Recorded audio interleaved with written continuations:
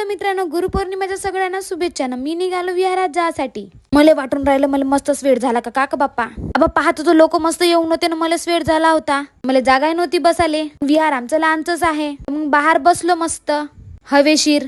बसाले जागा महत्वाची नाही, पण रोज विहारात येणं महत्वाचं आहे. का तुम्ही बी रोज विहारात जाता का? तुम्हाला विचार पडला असेल माझा हात काऊन एक पांढरा एक कारा दिसताय. पोळ्या करता करता मी आलो लवकर. वंदना भेटली पाहिजे म्हणून. बरं झालं बाप्पा मला वंदना भेटली. आता हाय जीव झाला. आम्हाला वाटली मस्त यमी खीर. तुम्हाला खीर आवडते कमेंट मध्ये मला नक्की सांगा. आमच्या इकडच्या खीरची टेस्टच वेगळी राहते. या मग तुम्ही खासाठी. मला काय वाटलं आताच खीर खाता नाही, पहिलं वंदना झाल्याशिवाय खीर नाही खाता मी. शिलाचे पाने शिलाच्या पानाचा वेऊनी गोट शुद्ध करावे. आमच्या इकडे फक्त बाया माणसंच नाही, तर लहान लहान पोरं बी येते विहारामध्ये रोज वंदना करासाठी. तुम्ही बी जाता का वंदना घ्यायसाठी? आमच्या इकडच्या पोराला पुरी वंदना येते. आता तुम्हाला विचार पडला असेल ते कसं, त्याच्यासाठी रोज विहारात जायला लागते तेव्हाच वंदना येते पुरी.